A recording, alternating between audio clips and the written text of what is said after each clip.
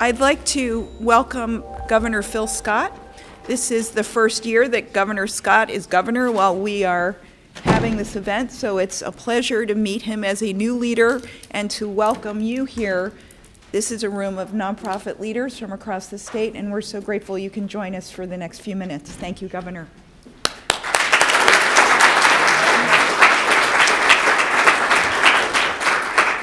Thank you very much, everyone, for coming in today and taking part in the legislative day.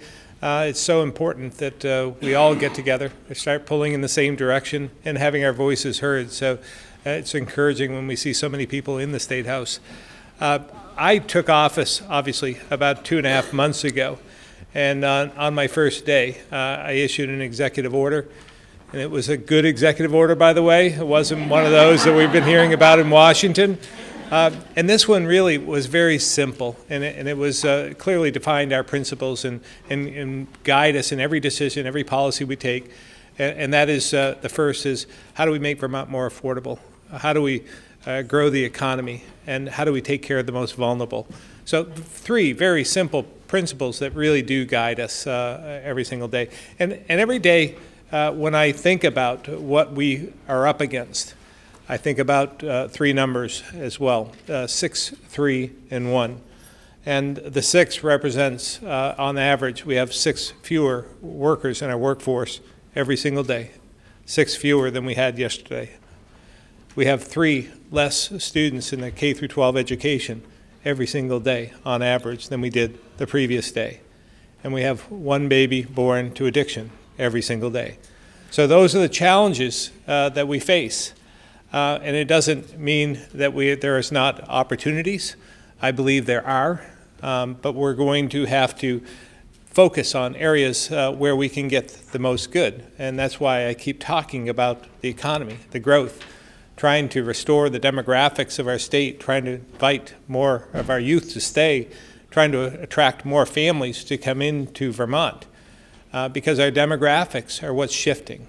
We've lost 30,000 people out of the category from 25 to 45 over the last 10 years. And when you think about who that represents, who are the 25 to 45-year-olds, that's our workforce. And there were fewer people working today than there were 7 years ago. So what do we do? Because they're either not growing into that category, they're growing out of that category, or they're leaving the state. One of the 3. But those 30,000 people, those are the folks that buy homes, have families, utilize services, buy products, and pay taxes. So if we have fewer of them, it puts the burden on the rest of us. Then the cost of living rises. So we have to do whatever we can to grow the economy, make it more attractive to those families to come into the state. And that, again, that's why I talk a lot about, what are the areas? We have a great quality of life in Vermont. I think that we're one of the most attractive states in the United States. So that being said, we have to become more affordable in some way. So we have to grow the economy. And we have to think about what are the needs of those folks that we want to stay here or come here. What do they need? I would say housing is an area that we can all agree on. We need more affordable housing. And it doesn't mean just low-income housing. It means housing for our workforce, for those who are struggling to make ends meet, working 2 and 3 jobs just to try and pay their property taxes and so forth. So we need affordable housing. I think we all agree to that. So I look for areas where we can agree on the goal. And if we can all somewhat agree on the goal, then we should be able to accomplish that. So we have a provision, we're working with VHCB for a $35 million bond in order to provide for more affordable housing. We have some other ideas as well. What are the barriers in making that happen? So we've been working diligently. We presented a budget that I think was realistic in the beginning of the session. We don't all agree in that respect. But I believe that we will continue to work together. We'll work with the House. The House Committee on Appropriations has done a good job in trying to adhere to, no, let's not raise taxes and fees. And then we'll get that passed out of the House, move to the Senate. We'll work on a budget there as well, and then we'll come to agreement. And I'm sure I've been in this building now for 16 years, and I can tell you this is no different than any other year. It's just the way politics is, the way the legislative process works, where I present a budget, the governor presents a budget, the House has their own ideas, the Senate has their own ideas, and then you just try and get together in the end to accomplish something. But again, finding areas, common goals, I think is really important. And I want to thank you for all you do, and it doesn't go unnoticed. I don't know what we do without our nonprofits in Vermont. I don't know what we do without our volunteer firefighters, for instance, and you are on the same level as them.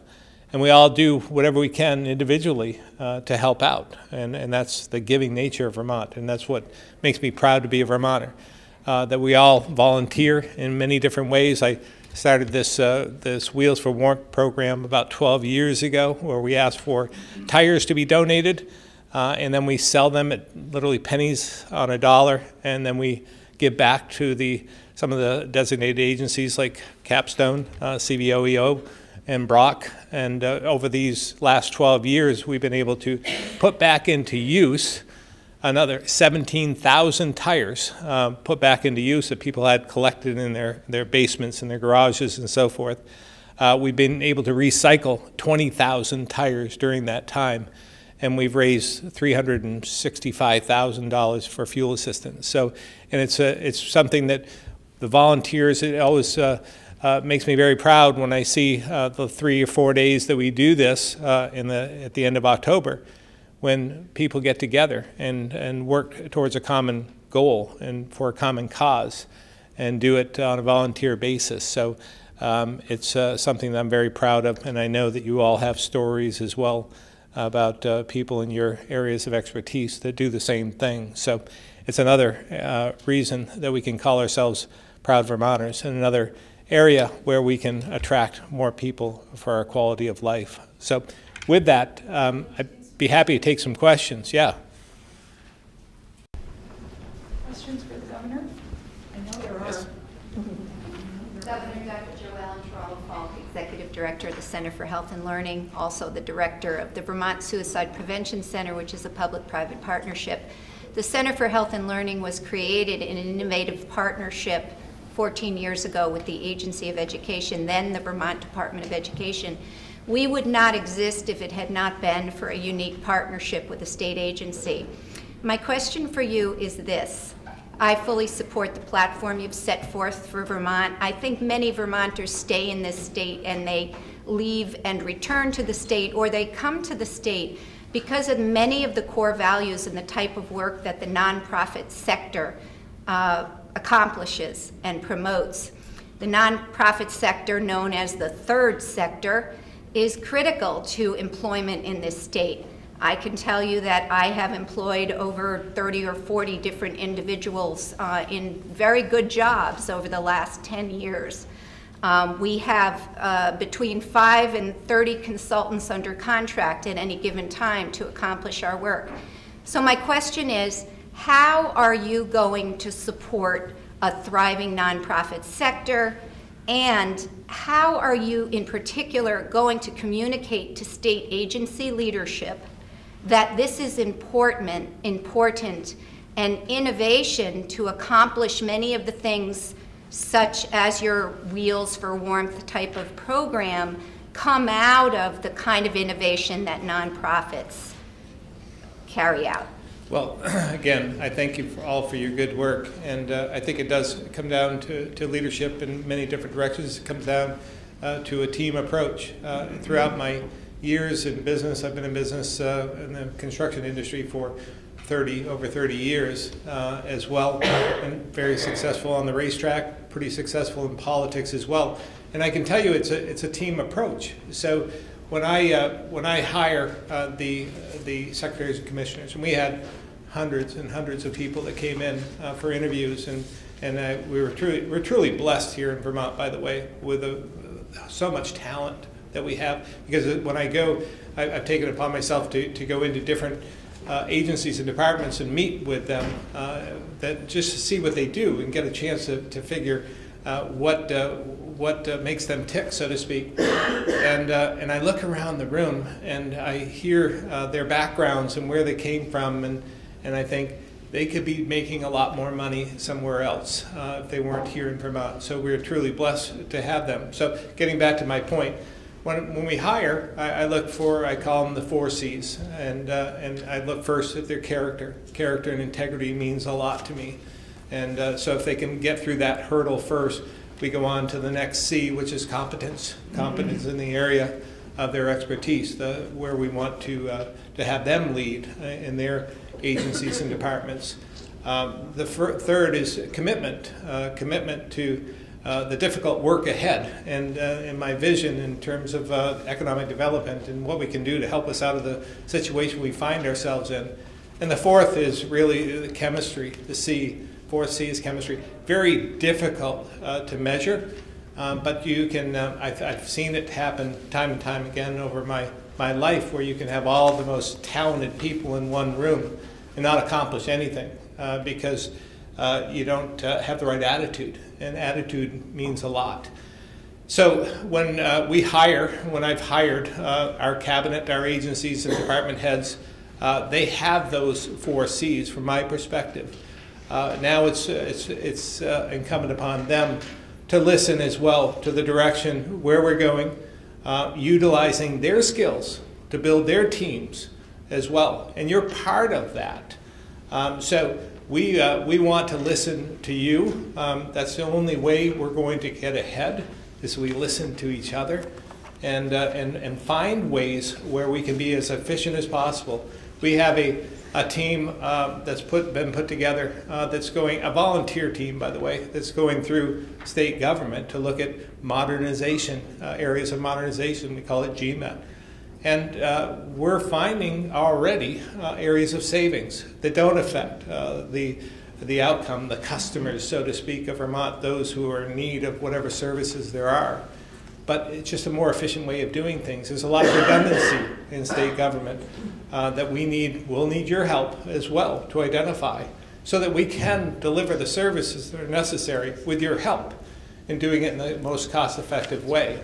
And again, I have to add that the nonprofits have been essential in delivering those services in an efficient, cost-effective way. So I realize that. And we'll continue to work under the direction of the secretaries and commissioners as well, with their input and with your input, to continue to deliver those services. Because, as I mentioned on an executive order, the third item was to take care of the most vulnerable, and we'll continue to do so. Another question for the governor? Can we take it? From Guilford, Vermont Youth Services in Windham County. I'm confident, I'm sure everybody here is confident, that at the end of the day we will have a good, solid budget that is agreed upon by everybody, serves the interests of the state. But the wrench in the work, of course, is that 35% of that budget comes from the Fed. And we aren't sure what's going to happen there, but we know it's probably not going to be very pretty. So what kinds of plans or ideas do you have when that wrench does get in the gears? Yeah, you know, that's what's on many of our minds at this point. And we can only control what we can control. At this point, it's with the state budget. We'll continue to work down that path, and that's something that we can control ourselves. But what happens in Washington, we're trying to give input to those, our congressional delegation. We're blessed to have a very strong congressional delegation, so that's helpful. I'm reaching out to other governors throughout the United States that are in the same position we are in terms of Medicaid and the expansion of Medicaid. So we're trying to bring about some coalitions where we might agree. Massachusetts is a great partner for us. They're in somewhat the same position, but there are others as well that we've identified. So I've spoken to the pro tem and leadership in the House as well about the possibility. I mean, if the budget, which I don't believe it's going to happen, the budget that's being contemplated by the President's budget won't be enacted as it stands, because I have enough faith in the process to have some faith in the particularly the Senate and what eventually passes. But you bring up a good point that whatever happens probably won't be what it is today. We have some contingency funds that we're setting aside in the budget that I presented that we would rely on to get through. But we may have to have a special session in order to contemplate whatever eventually passes in Washington. But we'll continue to work as hard as we can to work with our congressional delegation, as I said, but with other states that are in similar situations and positions. Do you have time for one more question? Sure. So you had a question in the back? Same question. I'm sure that it's on the mind of all of us. You know, I've said, yes. Not a question, Governor, but just a comment. Dolly Fleming from Mercy Connections. I remember in the old days, and still in more recent years, whenever nonprofit leaders or advocates would come, we were called the advocates. And we're also, it was told the whiners are here. It's Whiners Day at the State House. And I'm glad to see that changing.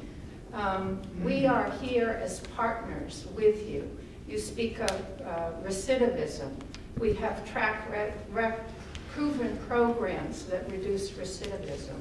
You speak of maintaining young people and growing small businesses. We have proven programs that help women get into small businesses and sustain their programs. So I commend you, and I encourage the legislature to see us not as beneficiaries of state funds or federal funds, but as true, innovative, collaborative, key partners in helping us with shared goals. Yeah, well, thank you.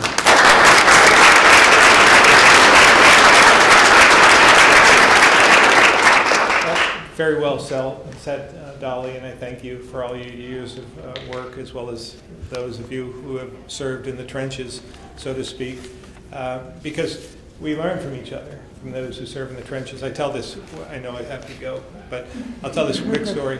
I've been in the construction industry for a number of years, so I get up fairly early. So it was the day after the election, and I I had meetings here in the State House, but I got to the 5th floor about 6:30 or so. Not a lot going on. That's at the pavilion, the executive offices. Not a lot going on at 6:30 in the morning over there.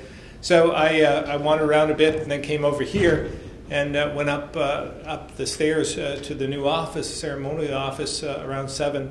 But we didn't have a key to get in. There was new locks there. So I thought, well, we'll just go down to the Sergeant at Arms and have them let us in. Well, there wasn't anybody there either. Went to the Capitol Police, and they weren't there. So I'm walking around feeling fairly foolish and walking around aimlessly throughout the State House that I've been a part of for 16 years, not able to get into the new office. So I thought about it for a minute, and I thought, well, I know how to get in. I'll go see Kevin. And Kevin's part of the custodial staff here, and I've gotten to know him by talking about fishing and hunting and other things over the years. And so I went to see him, and he let me in. And it was appropriate that it was on my very first day in office that I leaned on someone who really had boots on the ground, that were really on the front lines, because I talked about it the day before my inaugural address, that when I find myself in the construction industry in a particular situation, and I have a problem, I go to those that are in the front lines, in the trenches, so to speak, to help me out of that situation. And I think about you as being on the front lines. I mean, you're part of this as well. So you're part of the solution, and I'm thankful for your efforts in trying to help Vermont and take care of the most vulnerable. So I thank you for that, and look forward to working with you in the future.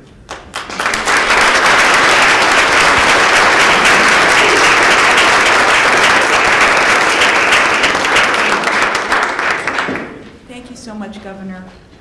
I'm going to just take a brief moment to have Representative Barbara Rachelson come up, who's going to present a nonprofit proclamation that the House put together for us, which is something that we typically is read on the floor of the House in the afternoon session, but the schedule has changed a little bit, so Barbara is going to be sharing that with us. And Barbara has been a huge champion of our work at Common Good, of all of our work as a nonprofit sector. She is also the executive director of the Lund Home, the Lund Center.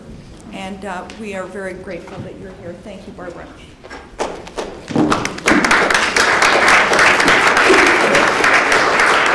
Hello. So I am, rather than read the proclamation, which was read on the floor this morning, and the schedule changed today, so my apologies, I will present it. And I'd like to just say a few words because having worked my entire professional career in the nonprofit sector and now serving my third term in the State House, which is a citizen legislature, and so it's important to make sure that the third sector is represented here as 20% of the economy in our state. So first let me do the official part, which has great data talking about the importance that the nonprofit sector plays. This is something I'm really passionate about, and Lauren's gonna have to cut me off. I promise to be quick.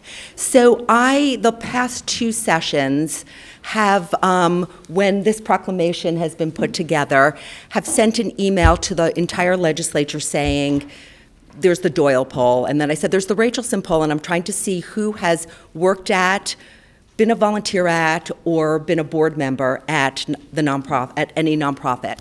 And the response I've gotten has been amazing, which I will be sending to Lauren Glenn to share with all of you. Some people sent me like their lengthy resume. As I was coming down here today, and the resolution got a little lost, so I was panicked. I had people saying, wait, don't go down there yet. I didn't tell you yet what I've done, and I want to make sure you know. So I must say, you will have information on what nonprofits have touched a variety of legislators, and I think that's important. It has been eye-opening to me to be in a legislative role. Change is as hard on the inside as it is on the outside, but to look at how other systems work, because I sort of assumed, we usually have like the, not the best technology, or, we're doing things in ways that are limited by our resources. But I have learned that in some ways we are light years ahead of so many fields here that are not used to being as innovative and efficient and driven by passion as the nonprofit sector is. And I know I have joked with Rita Markley about get a bunch of nonprofit executive directors together to look at the budget, and we could solve the state budget. And I do think there is something to that. I do want to say there is a movement for people to start bidding things out, but in many cases it's going to for-profit companies, and I know I need to stop talking now. I will happily engage with anyone later on if people want to hear more, but people should not, there's no reason to be begging. This is, and I know you're going to hear from amazing people, not only is the mission and the work we do critical, but we are employers, we are part of the community, and thank you for all you do and I was at my day job earlier this morning before I came here, so I'm living both worlds, and I'm thrilled you're all here in this one. Thank you. Thank you.